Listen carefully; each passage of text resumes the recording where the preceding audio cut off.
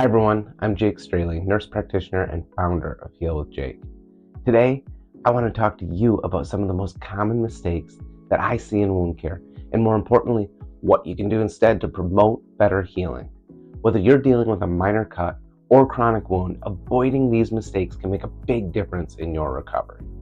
If you're worried about making your wound worse without even knowing it, keep watching, find out what not to do, and how to set yourself up for a faster, more effective healing.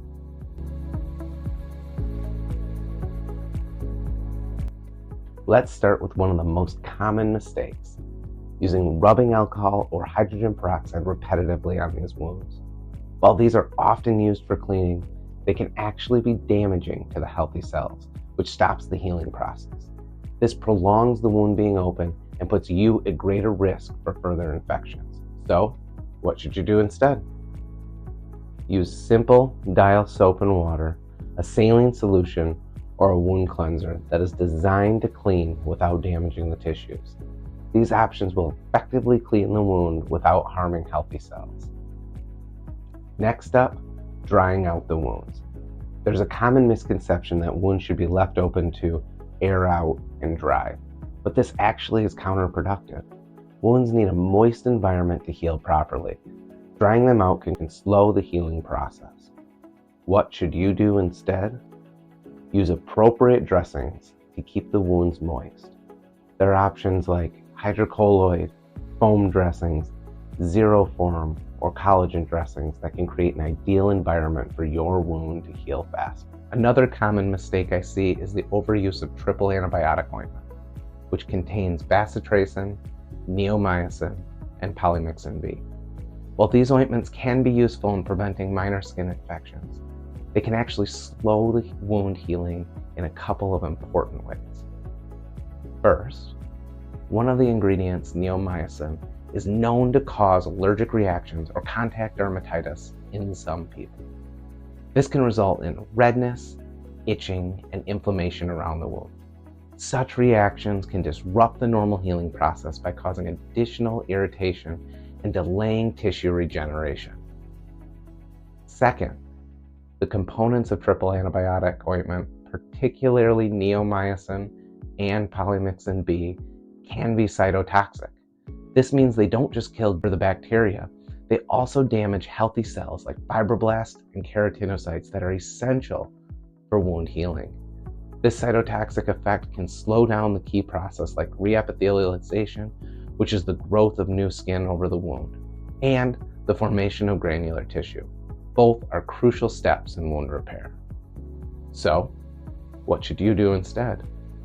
First, consider using dressings like hydrocolloid, foam, zero-form, or collagen dressings to create a moist healing environment.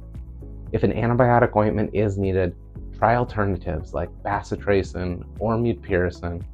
These options have a lower risk of allergic reaction and are less likely to damage healthy cells, supporting a better healing process. Next, let's talk about doughnut cushions. While these cushions might seem like a good idea for pressure relief, they can actually do more harm than good, especially for those dealing with pressure ulcers or wounds. Let me explain why. First, doughnut cushions create an uneven pressure distribution. The hole in the center means that there's no support in that area, while the ring around concentrates the body weight on the edges. This increases pressure under bony prominences like the tailbone or sitting bones and can actually worsen the wound. Second, this concentrated pressure impairs blood flow to the skin and underlying tissues. For people already at risk of pressure ulcers, reduced blood flow can cause tissue ischemia, a lack of oxygen that damages the tissue and can lead to further wounds. Third, doughnut cushions create friction and shear forces. The skin stretches and distorts over the bony areas, leading to friction that damages both the skin and deeper tissues. This friction significantly increases the risk of pressure ulcer formation.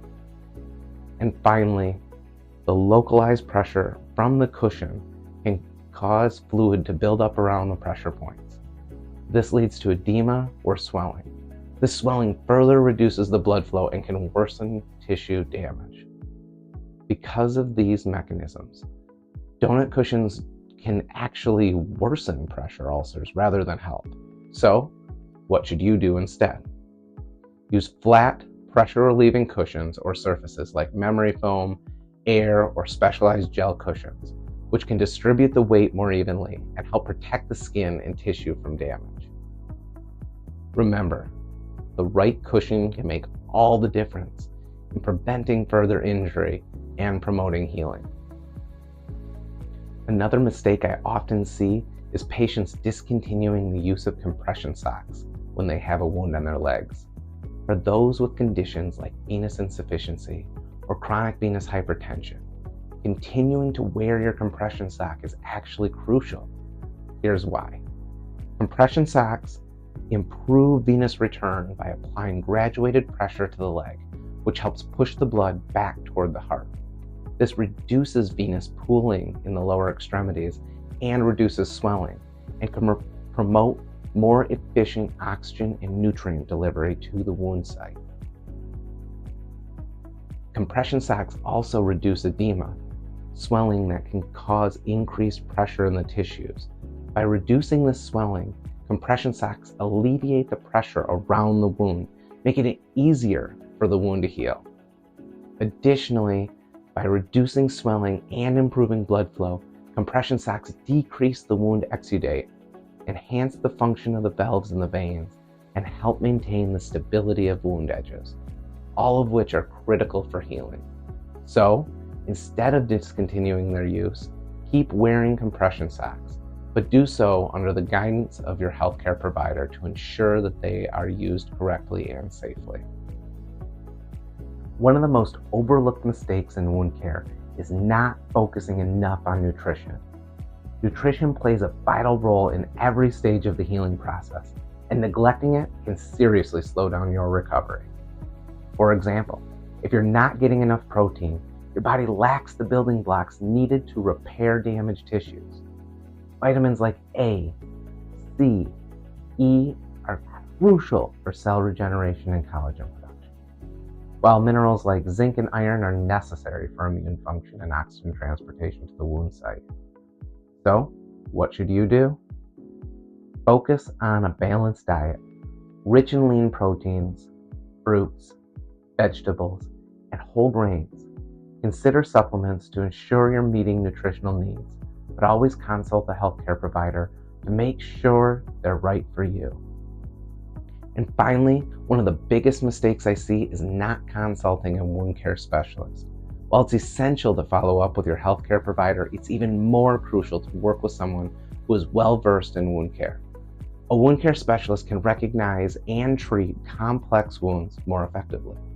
They have access to advanced techniques and therapies that can either speed up the healing process or make it possible for difficult wounds to heal when other methods have failed. So, what should you do? Seek out a wound care specialist if you have a persistent or complicated wound. Their expertise can make a significant difference in your healing journey. I hope this video helps you avoid some of the most common mistakes in wound care and guides you toward better healing practices. Remember, working with a wound care specialist and following the right steps can make a huge difference in your recovery. And if you found this video helpful, please like, share, and subscribe to stay updated on more tips for healing and nutrition. And if there's anything specific you'd like me to cover next, leave a comment below. I'd love to hear from you. Until next time, stay healthy and heal well.